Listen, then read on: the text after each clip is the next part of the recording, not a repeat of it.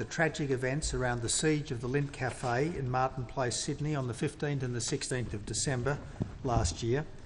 2, extend its deepest and heartfelt sympathies to the families and friends of Katrina Dawson and Tory Johnson for their loss. 3, honour the courage shown by those held in the Lindt Cafe. 4, acknowledge the response the law enforcement and security agencies and emergency services personnel to a difficult and dangerous situation. 5, recognise the calm and steadfast response of the people of Sydney, as well as the wholehearted support of the Australian people for the people held inside the Lindt Cafe and their families, both during and after the siege. 6, thank the leaders and people of other nations who stood with Australia during this testing time. 7, note with sadness that other countries have recently suffered at the hands of terrorists, including France, Canada, Iraq, Egypt, Nigeria, Japan and Jordan. 8, declare our deep repugnance towards terrorism in all its forms. And 9, affirm the unity and resolve of this Parliament to protect our citizens and our democratic freedoms. Now, Madam Speaker, the 15th of December last year was a testing day for our country. It was a testing day for the police and for the security and emergency services.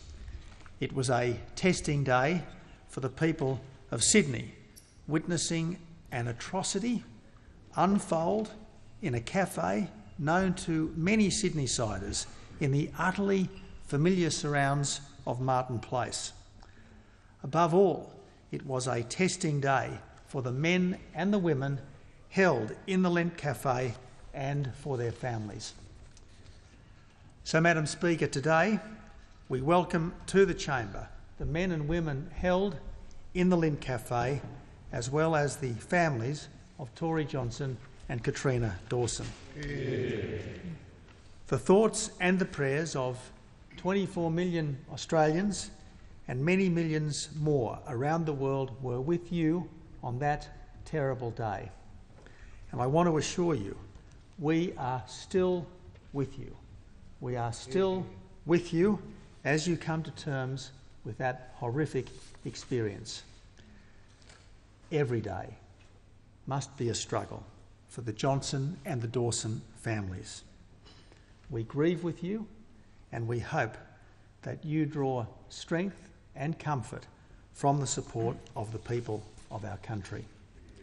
We are so glad that you are here in the home of our democracy, in the very cradle of that noble idea that men and women can make their own choices for their own lives, provided that doesn't hurt anyone else. Madam Speaker, Australia is a peaceful country. We are a beacon of hope and liberty throughout the world. And Sydney, our largest city, is so cosmopolitan and diverse that anyone can be at home there. In this country, our differences demonstrate our freedom, and our willingness to lend a hand and to get along makes this the best place on earth to live.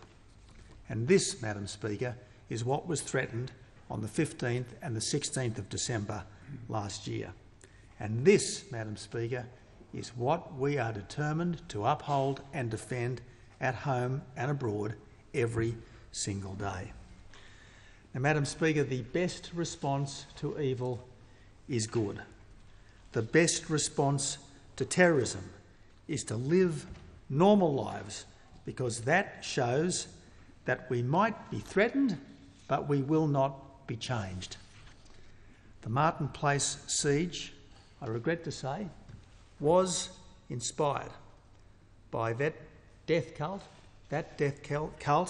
now rampant in much of Syria and Iraq, which is a travesty of religion and governance, and which should never be dignified with the term Islamic State. The Martin Place siege was the act of terror that we hoped would never occur in this country. I want to assure the men and women in the gallery, I want to assure all Australians that this government, as well as our state counterparts, are determined to learn from what happened at the Lindt Cafe on that dreadful day.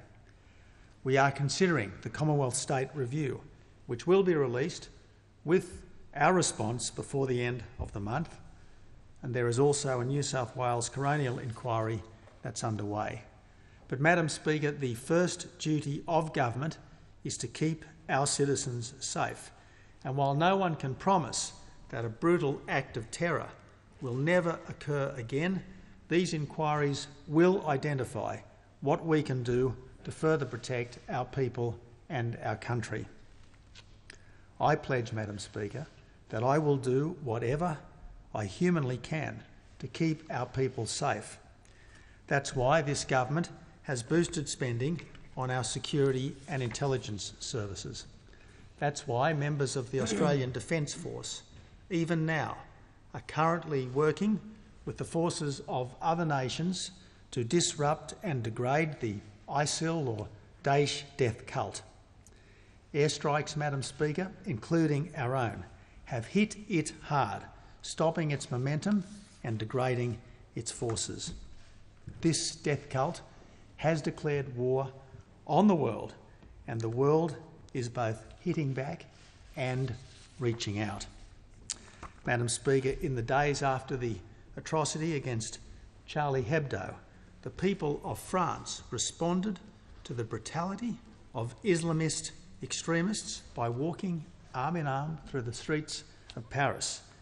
And likewise, in the days after the Sydney siege, Australians responded by carpeting Martin Place with flowers. Tens of thousands brought tributes, including, Madam Speaker, a bride who had interrupted her wedding day to do so.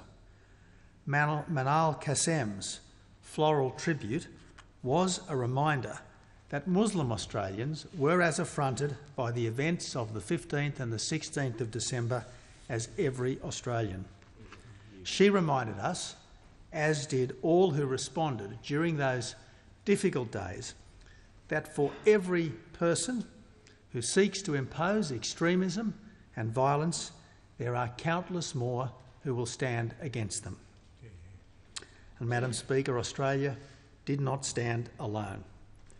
I do want to place on record my thanks to the national leaders, to the many national leaders who called in response to the terrorism in Martin Place.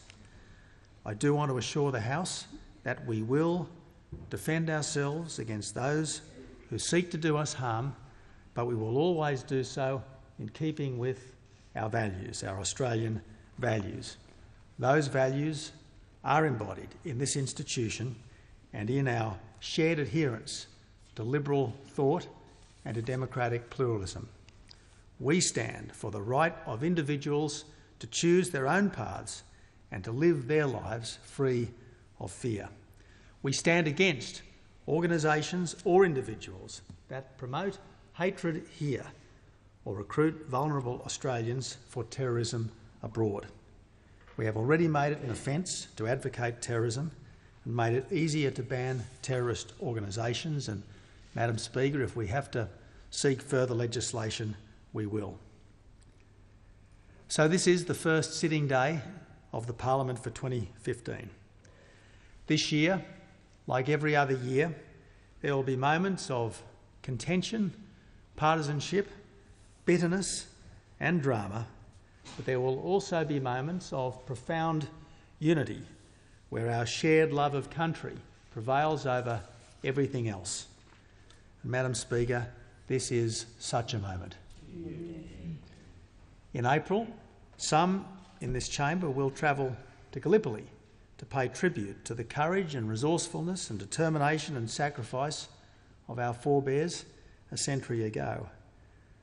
But today, we need not look so far or travel so far to see resilience, courage and decency.